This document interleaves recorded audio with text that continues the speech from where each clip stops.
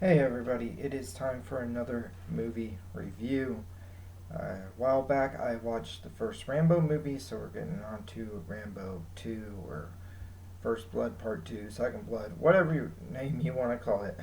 That's where we're headed today, so we're going to look at the second Rambo movie, and this will be my review. Okay, so with the second Rambo movie, this one definitely is now leaning into 80s blockbuster mode, definitely more so than the first one. The first one kind of goes back and forth between being a serious drama about PTSD, post traumatic uh, stress disorder. Uh, it goes back and forth between being about PTSD and about um, uh, being kind of an 80s action blockbuster. So let's see here. Here's the thing for Rambo First Blood Part 2. And yeah, it definitely leans into the action thriller a lot more. It still has elements of kind of the suffering from PTSD. Of course, we know that Rambo gets arrested at the end of the first movie, and the colonel from part one shows up again, and they've got some sort of special mission.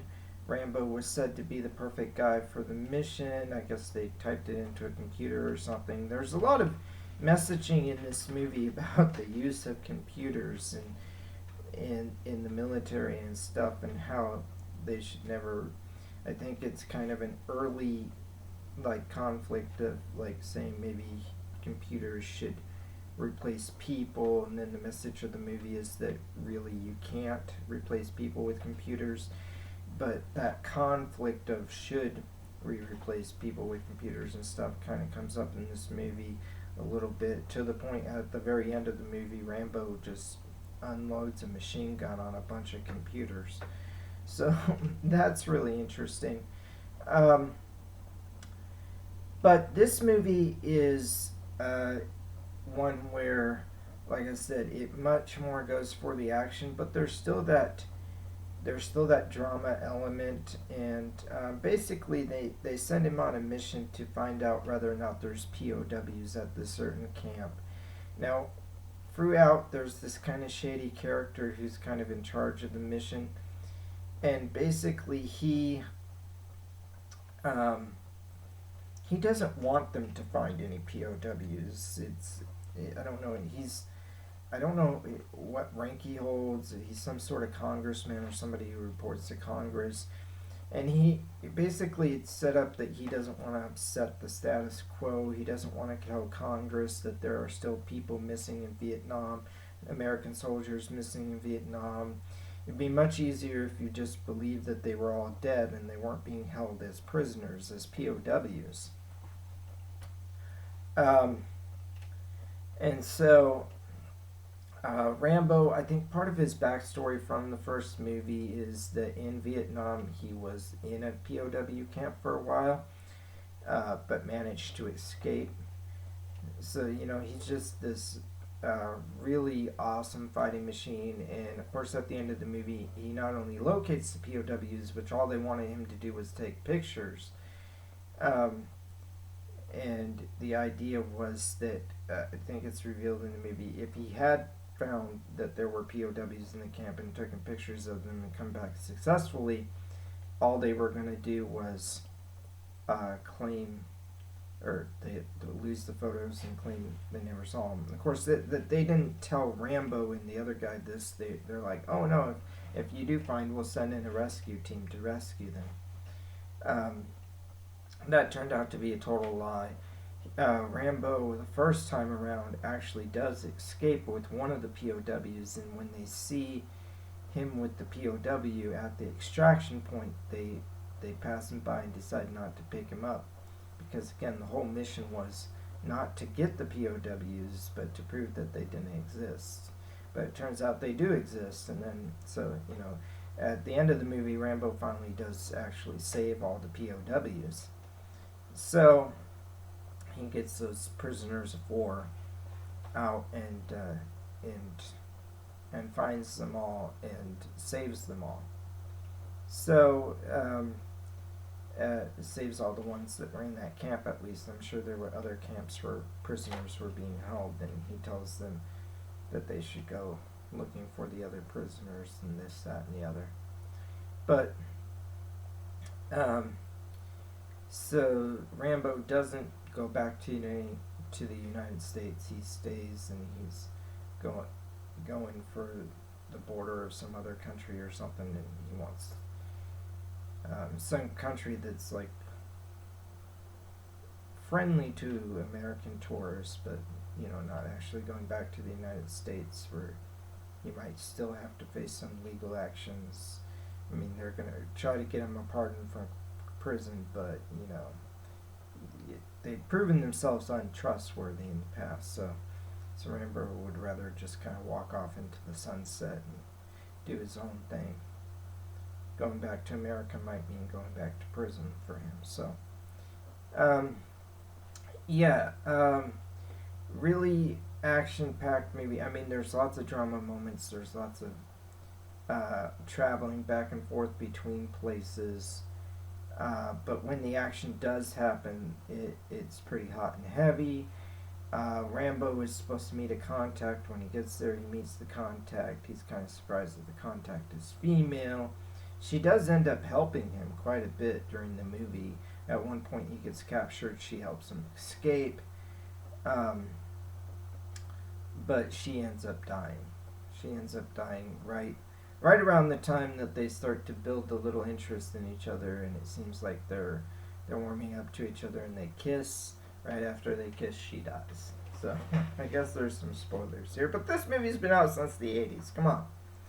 So I hope you've already seen it, but yeah, it builds up. Now I got to talk about one scene in this movie in particular that really drove me nuts. There was this scene where um, this guy's got this gun, and he's pointing at Rambo and he's shooting, and Rambo actually stands up in order to pull back his bow and arrow and shoot this guy, and he's got these arrow tips that have explosive tips on the end of them, so if he shoots something, it bursts into flames. It's kind of like this little miniature grenade at the end of his bow and arrow that he has, that he's using. But this guy with this gun, this pistol, misses Rambo. Gotta be 3 or 4 times he shoots at Rambo, who is basically standing still. He's just standing there. He's pulling back the bow and arrow, pulling it back and boom, letting go to get a shot off. I like to do a little bow shooting myself. So, yeah, he does that, and and the guy explodes and everything. But I don't know why I've never noticed this scene before, but maybe because I always viewed it with nostalgic glasses, and I saw this movie for the first time when I was like a teenager or whatever, pretty young, maybe a young teenager, maybe even before I was a teen, maybe 10, 11, 12 years old, something like that. Pretty violent movie, but I still watched it.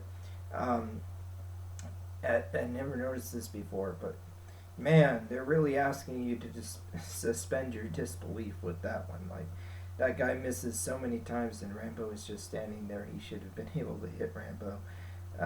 But it's played up really dramatic, and if you're caught in the emotion of the scene with the music playing in the background, the heroic music, maybe you don't notice it as much. But man, that's a scene that really asks for suspension of disbelief right there, because he misses Rambo so many times.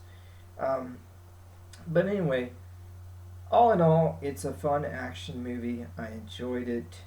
It's one of those '80s action blockbusters. I think Rambo 2 and 3 are quintessential '80s action blockbusters, right up there with, like Commando starring Arnold Schwarzenegger, or the first Terminator movie, although arguably that's kind of, it, feels maybe more like a horror movie than an action movie, but it's definitely got elements of an action movie. But any action movie you can think of, Predator, I think it's right up there with any of those.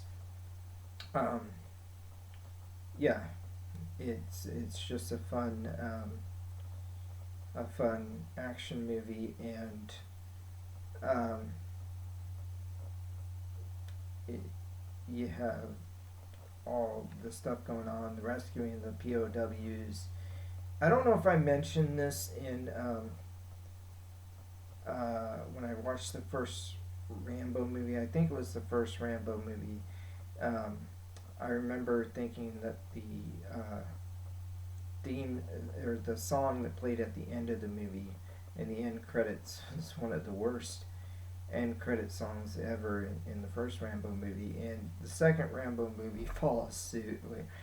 Um, the song that plays at the end of the movie just doesn't match the movie itself, so it's kind of a downer once that song plays. Like I feel like the end of movies, particularly action movies, should hype and be like, oh, you should make you feel that hype of, man, you just experienced something. Now it's like that epic song that makes you that just kind of gives you that feeling of, wow, what did I just witness? And first couple of Rambo movies, I think, fail in that regard.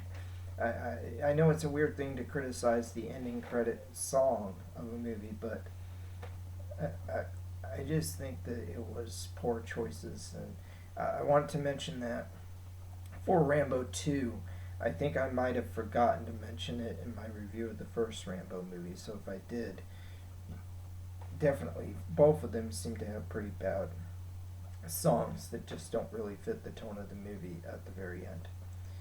But other than that closing song that kind of killed the mood for me right after the movie was over, I had a lot of fun with Rambo 2, Second Blood, First Blood Part 2, whatever you want to call it. It was a fun movie, so um, definitely recommend. Hopefully, you've already seen it, and my review was just giving my thoughts on the matter. So, alright, well, a few more Rambo movies to go. Eventually, I'll finish the series and then I'll do a ranking. So, look forward to that. But that's all for now. Dragonfire out.